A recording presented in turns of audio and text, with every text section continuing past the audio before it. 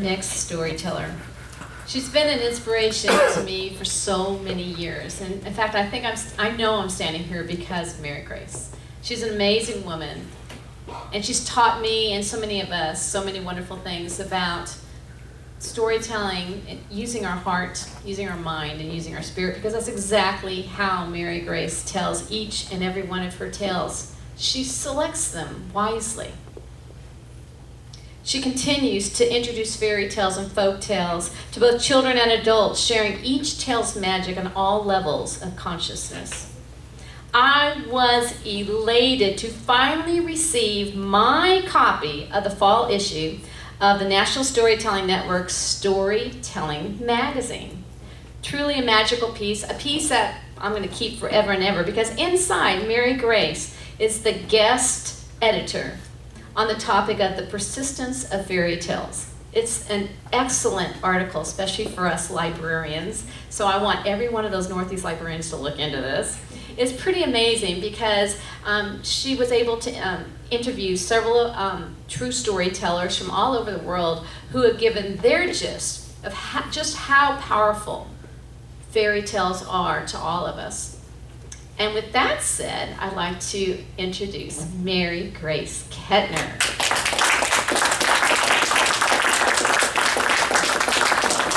Thanks, Sue. In the summer of 2000, I drove up to Lubbock, Texas a couple of times to meet and interview and learn from Barbara and Warren Walker. Barbara and Warren taught at Texas Tech for many, many years, and every summer they would go to Turkey and collect folk tales, fairy tales, myths, legends, ballads, and bring them back.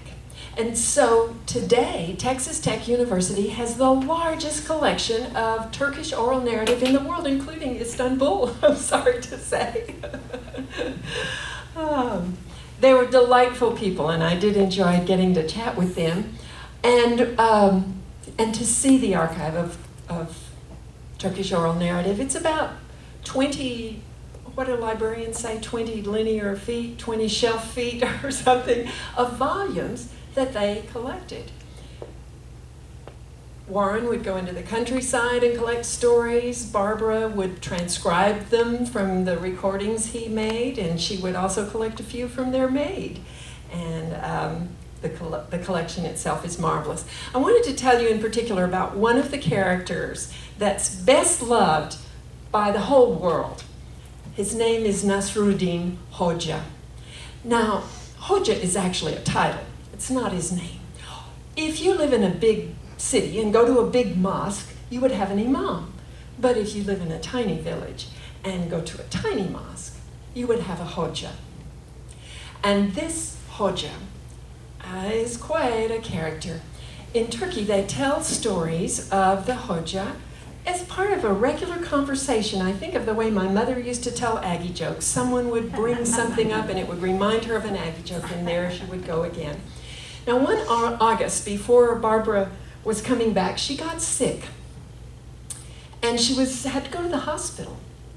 And she said, "Doctor, how long is this disease going to take to run its course? I need to get back home. I want to ride the cruise ship. I don't want to have to fly back home. How long am I going to have this disease?" And he said, once the Hodja was sitting out in his melon field, and he saw a man walking along the road. And the man stopped, and he turned to Hodja and he said, "How long will it take me to get to the next village?" And Hodja looked at the man, and he looked over toward the village, and he said nothing. Well, the fellow thought he hadn't heard him. He said, "Hodja, how long will it take me to get to the next village?" Hodja looked at the man, looked toward the village, and said nothing. "Hodja Effendi, how long will it take me to get to the next village?" Hodja said nothing. And so the man just started walking on his own. And Hodja called after him, "About 20 minutes. Well, the man stopped. He turned around. He said, "Why didn't you tell me that in the first place?" And Hodja said, "I didn't know how fast you were going to walk." Well, they say if you tell one Hodja story, you should tell 7. One day, Hodja's neighbor came over to him. He asked, "May I please borrow your donkey?" Well, this fella, Hodja had lent things to him before. He would return tools broken, pots would be chipped. He didn't want to lend the man his donkey. He said, "Well, I would like to, but my wife's cousin is borrowing my donkey today. He's not here." And at that very moment, oh, from around the house, the neighbor said, "What are you trying to tell me? Your donkey is here." And Hodja said, "Who are you going to believe, me or that dumb beast?"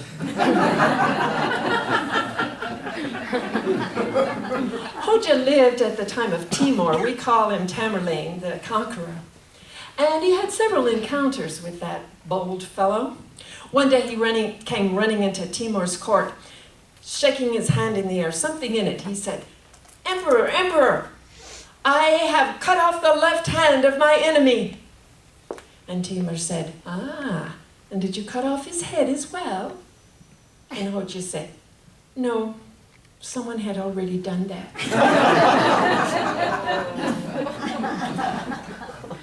One day Timur said to him, "I have many palaces.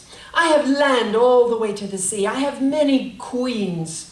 I have stashes and caches of treasure and gold.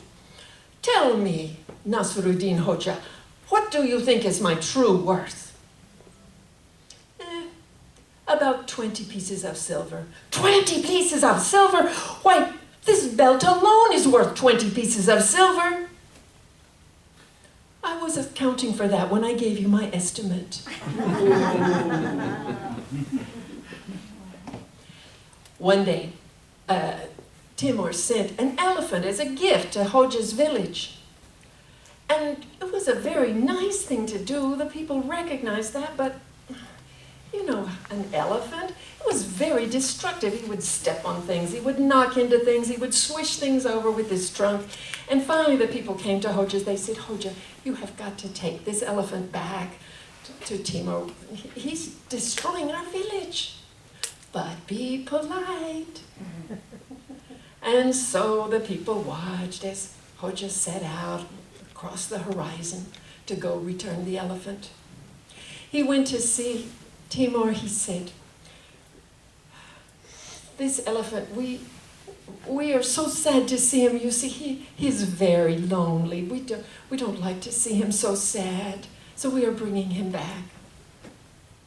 Well, the people in the village waited and waited and waited, and finally they saw Hodja coming back with 2 elephants.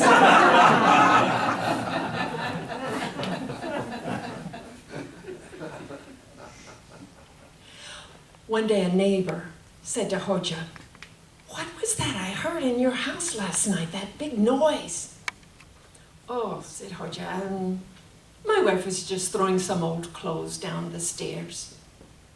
"No, Hodja, no, it was much louder than that." "Well, if you must know, I was wearing them at the time." But one day at last, Hodja did manage to find a few minutes of peace. He went out into his melon field. He leaned back on his walnut tree, took off his gray turban, and he looked up at that walnut tree and at his melon field. And he said to himself, "Allah is very wise, but I wonder, why did he put these great big melons on that little tiny vine, and he puts these little tiny walnuts in that great big tree?" And at that moment, a walnut fell from the tree. And Hodja said, "Allah is indeed very wise."